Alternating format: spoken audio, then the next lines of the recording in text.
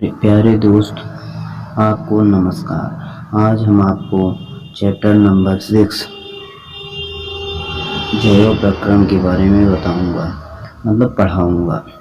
अब हम जैव प्रक्रम पढ़ाने से पहले आपसे हम यह कह रहे हैं कि हमारे वीडियो को लाइक, शेयर, सब्सक्राइब कर दो मेरे प्यारे दोस्त। अब हम चलते हैं जैव प्रक्रम। जैव प्रक्रम आखिर कहते किसे हैं? जैव प्रक्रम आखिर कहते हैं किसे, इसको हम पता करते हैं। आगे देखते हैं। जैव प्रक्रम वे सभी प्रक्रम जो संयुक्त रूप से जीवों के अनुरक्षण का कार्य करते हैं, जैव प्रक्रम कहलाते हैं। अब देखेंगे जैव प्रक्रम आखिर कितने भागों में बटे हैं, मतलब जैव प्रक्रम आखिर मतलब क्या है। जैव प्रक्रम में 4 भाग हैं, जैसे श्वसन, पोषण, वाहन, उत्सर्जन। अब हम देखेंगे पोषण, आखिर पोषण क्या होता है।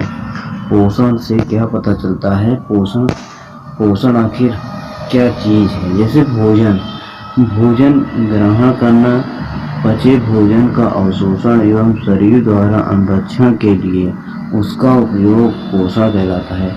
जैसे हम भोजन को ग्रहण करते हैं और वह भोजन हमारे शरीर के विभिन्न हिस्सों में ताकत पहुंचाता है, तो उसे ही पोषण कहते हैं। पोषण के आधार पर जीवों को 2 समूहों में बांटा गया है। जैसे देखिए, आप भोजन को ग्रहण करते हैं, उसी प्रकार पेड़ पौधे, जानवर, ये सब क्या खाते हैं, इसके बारे में भी हम पता करते हैं। अब देखते हैं पोषण कितने 2 समूहों में बांटा जा सकता है। पहला है स्वपोषी पोषण, विषमपोषी पोषण। पहले हम देखेंगे स्वपोषी पोषण किसे कहते हैं। स्वपोषी पोषण का वह तरीका जिसमें जीव अपने आसपास के वातावरण में उपस्थित सरल अजैव पदार्थ जैसे CO2, पानी, सूर्य के प्रकाश से अपना भोजन स्वयं बनाते हैं, उसे स्वपोषी पोषण कहते हैं। या केवल हरे पेड़ पौधे ही अपना भोजन बनाते हैं। इस प्रकार आप तो खाना खाकर, जैसे गाय घास खाकर, इस प्रकार अपने शरीर का पोषण करते हैं। अब हम देखते हैं विषमपोषी पोषण किसे कहते हैं। पोषण का वह तरीका जिसमें जीव अपना भोजन स्वयं नहीं बना सकता, बल्कि अपने भोजन के लिए अन्य जीवों पर निर्भर रहते हैं। जैसे शेर बकरी के लिए आदमी भी जानवरों को खाने लगे हैं, जानवरों पर आश्रित रहते हैं।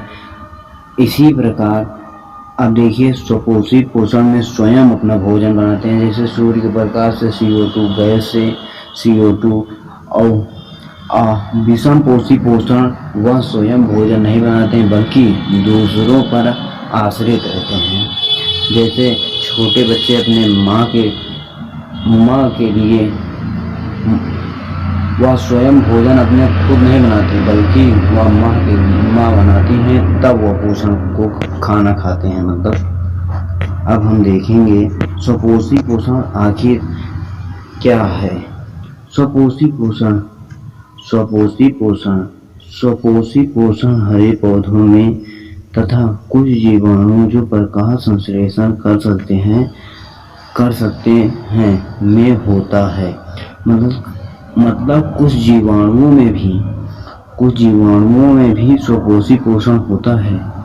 जैसे आप देखते हैं शाम को जुगनू जिसे कहते हैं, जुगनू देखिए, वह प्रकाश से अपना भोजन प्राप्त करता है और रात को देखिए वह जलता रहता है। अब हम आगे देखते हैं प्रकाश संश्लेषण किसे कहते हैं। अब हम देखेंगे प्रकाश क्या है। प्रकाश संश्लेषण यह वह प्रक्रम है जिसमें स्वपोषी बाहर से दिए पदार्थों को ऊर्जा संचित रूप से परिवर्तित कर देते हैं। ये पदार्थ कार्बन डाइऑक्साइड तथा जल के रूप में लिए जाते हैं, जो सूर्य के प्रकाश तथा क्लोरोफिल की उपस्थिति में कार्बोहाइड्रेट परिवर्तित कर दिए जाते हैं। मतलब आप समझे, मतलब स्वपोषी मतलब प्रकाश की उपस्थिति में कार्बोहाइड्रेट, जल, सूर्य के प्रकाश तथा क्लोरोफिल की उपस्थिति में कार्बोहाइड्रेट में परिवर्तित कर अपना भोजन प्राप्त करते हैं। जैसे स्वपोषी पोषण यही होगा। अब देखते हैं आगे हम देखते हैं आगे कह रहा है जैसे C6CO2 plus H2O carbon dioxide तथा जल की उपस्थिति में क्लोरोफिल और प्रकाश की उपस्थिति में, जैसे C6H12O6 ग्लूकोज बनाता है, ऑक्सीजन बनाता है, जल बनाता है। यह केवल पेड़ पौधों में ही होता है। अब आप देखते हैं प्रकाश संश्लेषण। प्रकाश संश्लेषण के लिए आवश्यक कच्ची सामग्री देखिए, जैसे सूर्य के प्रकाश, क्लोरोफिल, कार्बन डाइऑक्साइड, स्थलीय पौधे इस वायुमंडलीय से प्राप्त होता है। मतलब कार्बन डाइऑक्साइड, स्थलीय पौधे इसे वायुमंडल से प्राप्त कर लेते हैं। जल, अस्थायी पौधे जड़ों द्वारा मिट्टी से जल का अवशोषण करते हैं। आप देखिए पेड़ पौधे जड़ों से अपना मतलब उन्हें भी पानी की आवश्यकता होती है, वह जड़ के माध्यम से अपना पोषण प्राप्त करते हैं और सूर्य के प्रकाश में कार्बन डाइऑक्साइड लेते हैं और ऑक्सीजन छोड़ते हैं, जो कि हम आप ग्रहण करते हैं। अब हम आगे देखेंगे आगे क्या कह रहा है। आगे कह रहा है प्रकाश संश्लेषण के दौरान निम्नलिखित घटनाएं होती हैं। क्लोरोफिल द्वारा प्रकाश ऊर्जा को अवशोषित करना, प्रकाश ऊर्जा को रासायनिक ऊर्जा में रूपांतरित करना तथा जल अणुओं का हाइड्रोजन तथा ऑक्सीजन में अपघटन करना, कार्बन डाइऑक्साइड का कार्बोहाइड्रेट में अपचयन करना, ये सभी घटनाओं का दौरान है। अब देखेंगे हम रंधक मतलब पेड़ पौधों के पत्तियों में को ही रंधक या स्टोमेटा कहते हैं। अब पत्ती की सतह पर जो सूक्ष्म छिद्र होते हैं उसे रंधक कहते हैं। मतलब पत्तियों में छोटे छोटे छिद्र पाए जाते हैं। आप कहीं पेड़ के नीचे बैठे हैं तो देखना वहाँ पर छोटे छोटे बूंद पड़ते हैं, वही रंधक के माध्यम से वह छोटे छोटे बूंद पड़ते रहते हैं। अब देखेंगे हम रंधक के प्रमुख कार्य। ये प्रकाश संश्लेषण के लिए गैस का अधिकांश आदान प्रदान इन्हें छिद्रों के रूप में होता है। देखिए प्रकाश संश्लेषण के लिए गैसों का अधिकांश आदान प्रदान इन्हीं छिद्रों के द्वारा होता है। प्रकाश देखिए हम बता रहे हैं।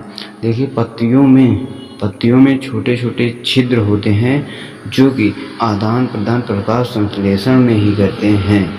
इन्हीं छिद्रों के द्वारा ही प्रकाश संश्लेषण होता है। अब वाष्पोत्सर्जन प्रक्रिया में जल वाष्प के रूप में रंधक द्वारा निकल जाता है।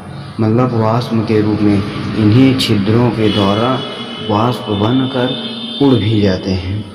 जैसे छिद्र में क्या होता है, मतलब पत्तियों में इसी प्रकार बना होता है, छिद्र के माध्यम से इसी प्रकार बना होता है। हमें आपको दिखाई नहीं देता है। अब देखेंगे मेरे प्यारे दोस्त, लाइक तो कर दो। सहायक कोशिका इसे सहायक कोशिका कहते हैं। अधिचर्म कोशिका, ये जो बगल पत्तियाँ देखे हैं आप, पत्तियों के लाइन बने रहते हैं, उन्हीं के बीजों को अधिचर्म कोशिका कहते हैं। अब जो बीच में होता है उसे द्वार कोशिका कहते हैं। उसके बीच रंधक छिद्र, मतलब सबसे बीच वाले को रंधक छिद्र कहते हैं। जो कि यह बना है इसे रंधक छिद्र कहते हैं। अब हम आप देखेंगे और आगे चित्र को अब समझते हैं इस जो लिखा है। कह रहा है रंध्र पत्ती की सतह पर सूक्ष्म छिद्र श्वसन गैसों के विनिमय और वाष्पोत्सर्जन के लिए खुलते बंद होते हैं, मतलब वाष्पोत्सर्जन के लिए ही खुलते बंद होते हैं। अब हम और आगे देखते हैं। अब विषमपोषी, अभी हम स्वपोषी ही पढ़ रहे थे, अब विषमपोषी पढ़ेंगे। विषमपोषी तीन प्रकार के होते हैं। विषमपोषी तीन प्रकार के होते हैं: प्राणी संपोषण, मृतजीवी पोषण, परजीवी पोषण। प्राणी संपोषी पोषण क्या है? इसमें जीव संपूर्ण भोज्य पदार्थ का अंतः ग्रहण करते हैं तथा अपना पाचन शरीर के अंदर होता है। अमीबा मानव में अंतः पेट के अंदर ही पोषण हो जाता है। अब देखेंगे मृतजीवी पोषण। मृतजीवी अपना भोजन मृतजीवों के शरीर व सड़े गले कार्बनिक पदार्थ से प्राप्त करते हैं, जैसे फफूंदी, कवक। अब देखेंगे हम परजीवी पोषण। परजीवी पोषण अन्य जीवों के शरीर के अंदर या बाहर रहकर उनको बिना मारे उससे अपना भोजन प्राप्त करते हैं, उसे ही प्राणी परजीवी पोषण कहते हैं, जैसे अमरबेल, जूं, फीत। अब और आगे देखते हैं अमीबा को हम अगले सेक्शन में पढ़ेंगे। थैंक यू मेरे प्यारे दोस्त। वीडियो को लाइक, शेयर, सब्सक्राइब कर देना मेरा। Thank you. अब मिलते हैं अगले सेक्शन में।